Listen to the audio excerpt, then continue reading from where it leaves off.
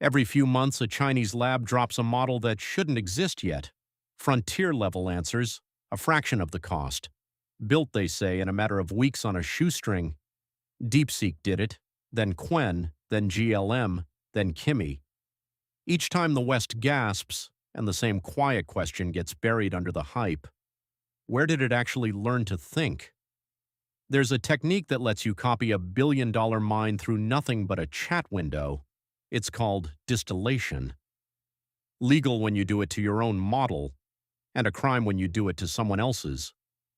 In the next 8 minutes, I'll show you how it works, why China keeps getting caught doing it, and why nobody, not Anthropic, not OpenAI, not the US Senate, has found a way to stop it. Strip away the mystery, and distillation is embarrassingly simple. You start with a giant, brilliant, expensive model, the teacher. It cost hundreds of millions because it had to learn language, facts, and logic from scratch from the raw chaos of the internet. Now you want a small, cheap model, the student. The shortcut? Don't send the student to the internet. Send it to the teacher.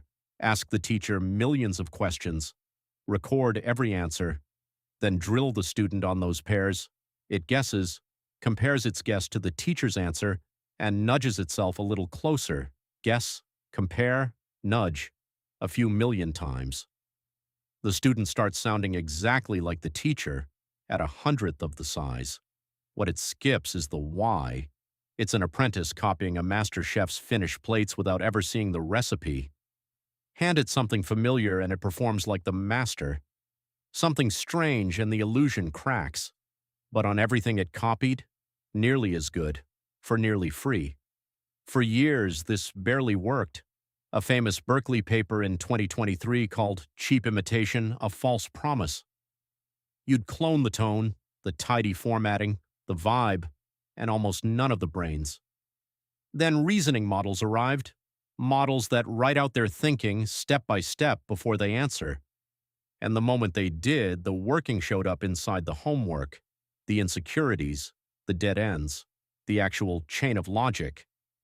In 2025, a Stanford team harvested the step-by-step reasoning from one of Google's models and trained a competitive reasoning model for under $50 of compute. Capabilities that cost hundreds of millions were sliding out through the answers, and China noticed first. This year, Anthropic told the US Senate that Alibaba ran distillation on Claude at industrial scale, 25,000 fake accounts, nearly 29 million conversations in 6 weeks. Every conversation, they say, a harvest. But Alibaba wasn't first. Anthropic had already named DeepSeek Moonshot, the lab behind Kimi, and Minimax, 16 million more harvested conversations. OpenAI filed its own complaints about DeepSeek, the whale, Kimi, GLM. That's not a coincidence. That's a season.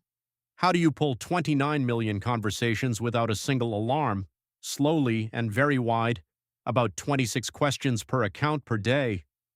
One account looks like a mildly curious developer, but 25,000 of them running behind commercial proxy networks look like an ordinary Tuesday.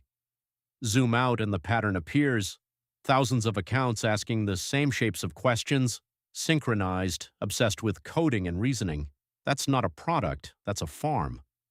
So the labs fought back. When Anthropic tightened the doors, government ID, live selfie, the works, a gray market answered within weeks.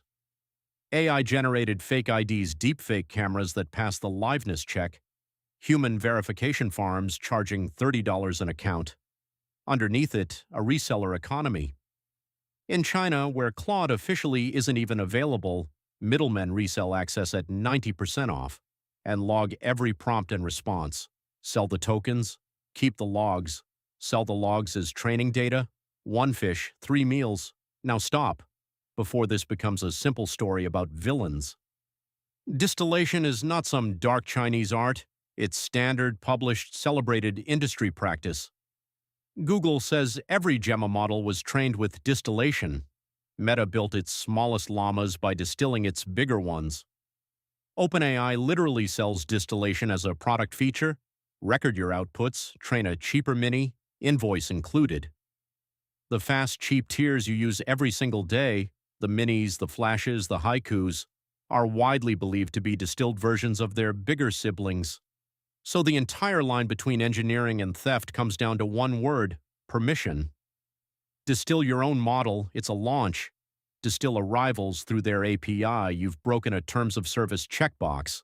And notice where Anthropic took its case: to the Senate, not to a courtroom. Because raw AI output isn't copyrightable, you can't sue someone for stealing text that nobody owns. Here's the counterpunch the internet never forgets.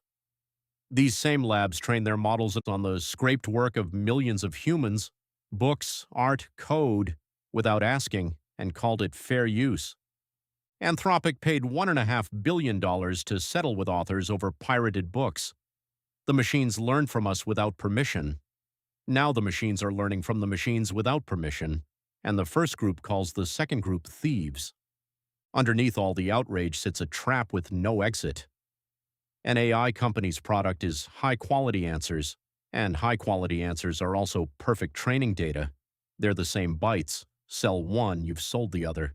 The only way to stop the copying completely is to stop selling the product.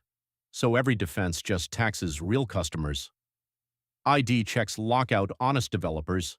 Hiding the reasoning makes the product worse. Rate limits teach the copiers to spread wider.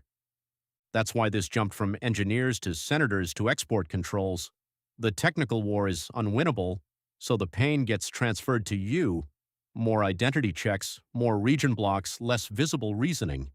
And on the bright side, an endless supply of cheap Chinese models that are 90% as good as the frontier for pennies. Intelligence sold as answers is contagious by design. Every question teaches the asker, and 29 million questions from now, whoever's asking can open a school of their own.